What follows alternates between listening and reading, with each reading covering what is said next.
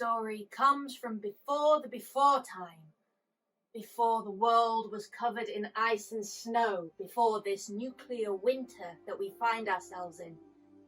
This story comes from before the Triffids attacked. This story comes from before even when the world was a dust bowl. This story comes from a time when you could see the sun whenever you wanted, before the ash cloud blocked it out. This story comes from a place where the sun shone every day. It comes from a place that was covered in sand, and with the sun shining as it did, it made that sand glow golden. This story comes from this happy place. This story is about a blacksmith.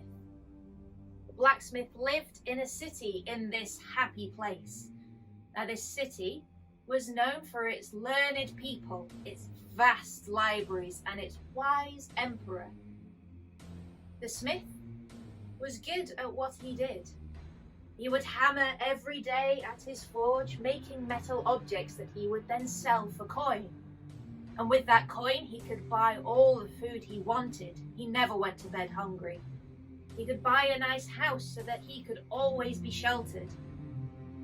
He could go to the tea house whenever he wanted. He did not need anything. But this blacksmith was getting greedy. This blacksmith wanted more than he was due.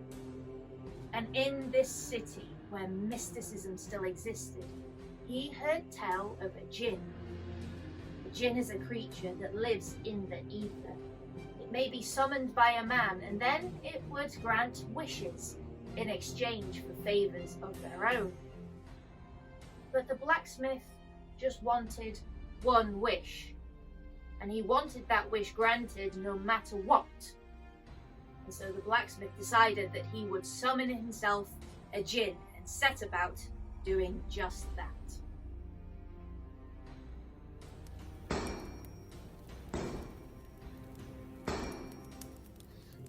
With my hammer strikes I summon the djinn. I bind the djinn to the fires of my forge. With every strike the binding grows tighter.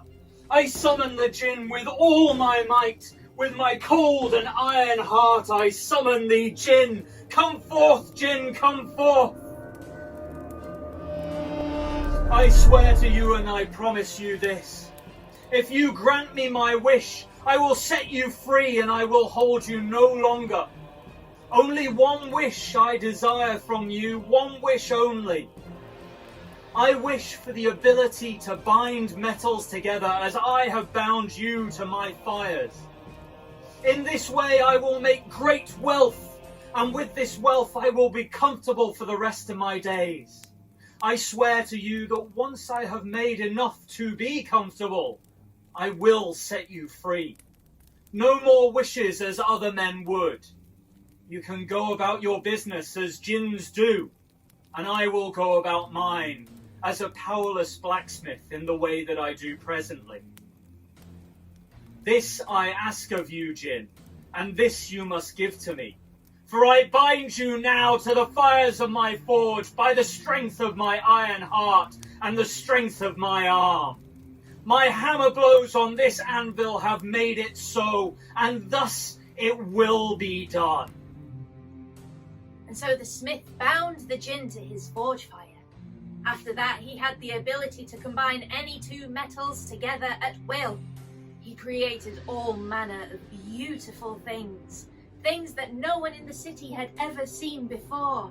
The finest of jewelries, such fine filigree spun out of beautiful metals. Huge, beautiful statues that could adorn the square. Even the emperor was interested. He sent envoys to investigate how the smith had done this. Maybe his own smithies could replicate the process. But the smith did not reveal his secrets, and so the emperor commissioned him to make jewelry for his wife. Such an honor for the smith. The smith grew wealthy, wealthier than he ever could have imagined he would ever be. Eventually, the day came when the smith could have retired on all of his wealth amassed. He could have lived happily for the rest of his days and never picked up a hammer again. On this day, the Djinn expected that she would be freed, stuck as she was inside the forge fire, bound there by the smith's will. But the smith did not come. The smith did not free her. And so the next day, the Djinn thought, today will be the day that the smith frees me. But still, the smith did not do this. Day after day passed. The Djinn got tireder and tireder. She got more and more exasperated. She got angry. And then the Djinn confronted the smith. Blacksmith, I have fulfilled my end of the bargain. You have more wealth than you could ever use. Now it is time to fulfill your end of the deal. Free me now! You're right, Djinn. I should free you and set you loose into the world, away from the flames of my forge to which I originally bound you. And I will set you free from the flames of my forge, but I will take you, and using the power that you have given me, I will bind you to my anvil, to forever be my servant, to keep this power within myself and grow ever wealthier and wealthier. I bind you now. No! I did not give you that ability. I gifted you only the act of combining metals. I am spirit. But I sense a metal within you, blacksmith. I sense a metal within your heart. You will bind that instead.